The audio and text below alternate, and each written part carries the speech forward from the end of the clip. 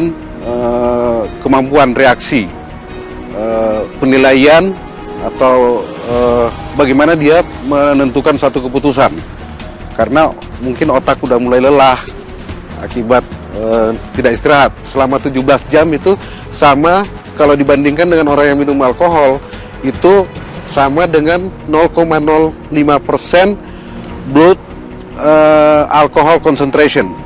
Di blood alcohol concentration ini atau BAC ini 0,05 itu adalah ambang batas paling rendah orang boleh mengemudi. Di atas itu sebenarnya orang sudah tidak boleh mengemudi.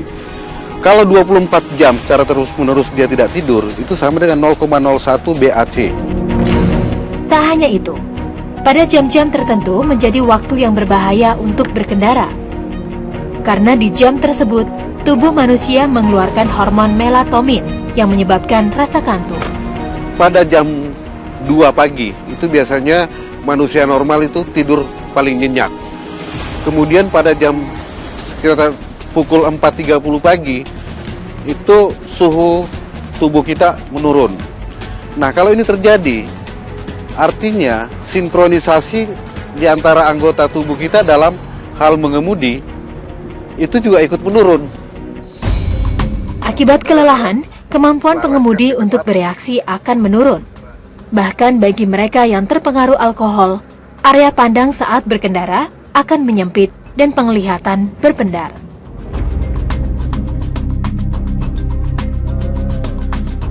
Berikut tips-tips aman dalam berkendara. Supaya bisa betul-betul menjangkau lingkar kemudi.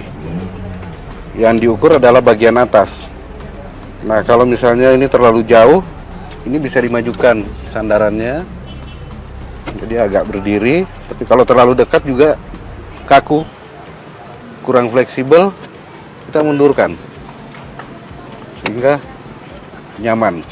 Ini perlu diperhatikan, tangan kita itu lihat jempol, ini harus di bagian atas.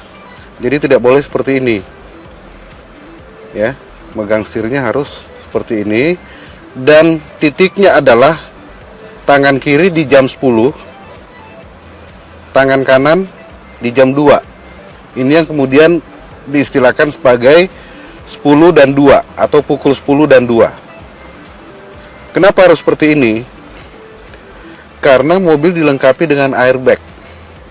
Kalau terjadi sesuatu, airbag tiba-tiba meledak, tangan kita akan keluar. Kalau pegangnya seperti ini, misalnya, ya, ada yang sering megang kemudi seperti ini, tiba-tiba airbag meledak, tangan bisa mencederai muka. Ya. Kaki betul-betul bisa menjangkau semua pedal, ya, semua pedal.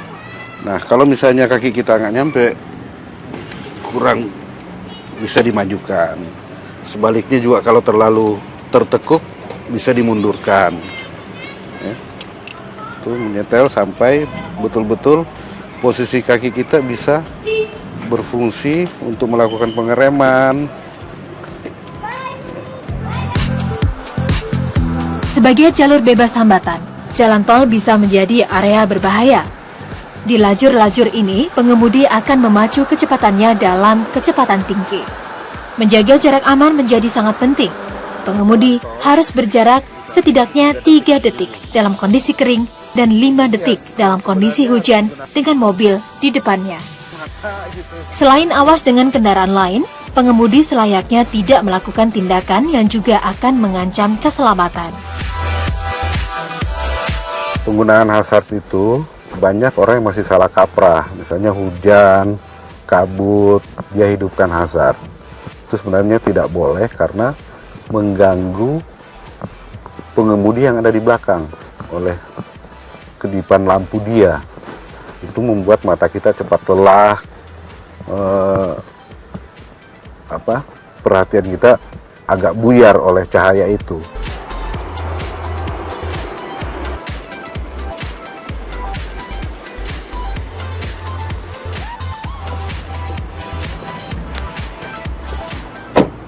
Pemirsa, 30.000 lebih nyawa melayang di jalanan setiap tahunnya.